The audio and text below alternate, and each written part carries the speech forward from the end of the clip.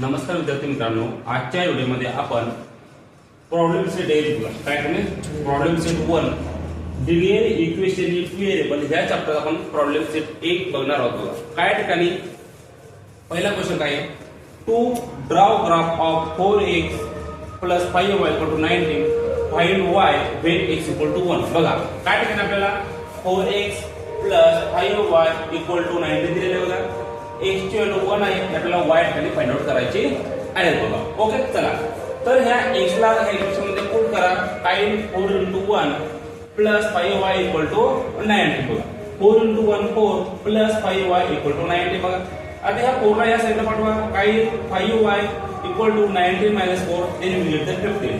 Okay, तर बघा या 15 ला काय करा, या 5 ने डिवाइड करा then we get the 3 बघा। आपल्याला या ठिकाणी असे A B C D या ऑप्शन दिलेले आहेत, तर याच्यामधलं ऑप्शन नंबर बी काय आपल्याला एकदम करेक्ट आहे ऑप्शन येईल बघा।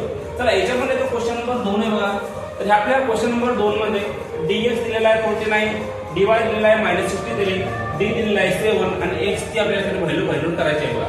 तर आपल्याला ठिकाणी हा फॉर्म्युला माहिती होणार कोणता, x ची व्हॅल्यू काढायची असेल तर काय करतात ds/d म्हणजे काय करतात ds आपल्याकडे 49 आहे, 49/7 करा, आपला आन्सर काय निघेल बघा 7 7 चा 49 दॅट इज द x = 7 म्हणजे काय निघेल आपल्याकडे ऑप्शन नंबर 1 काय आपले करेक्ट ऑप्शन असेल बघा। चला तर याच्यामध्ये जो क्वेश्चन नंबर 3 आहे आपण चला आता हा क्वेश्चन नंबर 3 सुद्धा इथे बघूया।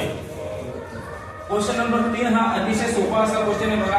क्वेश्चन नंबर 3 मध्ये काय दिलेलं आहे त्यामध्ये आपल्याला डिटर्मिनंट फाइंड आउट करायचा आहे, काय करतो डिटर्मिनंट फाइंड आउट करायचा आहे बघा। या ठिकाणी आपल्याला अशा प्रकारची एक दिलेली आहे 5 - 7 3 - 4 चल बघा, ऑप्शन सुद्धा दिलेले आहे ठिकाणी, तर ऑप्शन आहे खाली देतो बघा, आपल्याला ऑप्शन दिलेला आहे -1, बी दिलेला आहे ठिकाणी -41, सी दिलेला आहे ठिकाणी आपल्याला 41 आणि डी चे दिलेले आहे 1 बघा। तर काय कसं बघा डिटर्मिनंट काढायचं आहे, आपल्या सर्वांना डिटर्मिनंट कशा प्रकारे काढतात हे माहिती आहे बघा। तर काय कसं आहे ठिकाणी बघा, यांचं काय ठिकाणी मल्टिप्लिकेशन 5 × -4 करा बरोबर आहे, -7 × 3 करा, -7 × 3 करा बघा।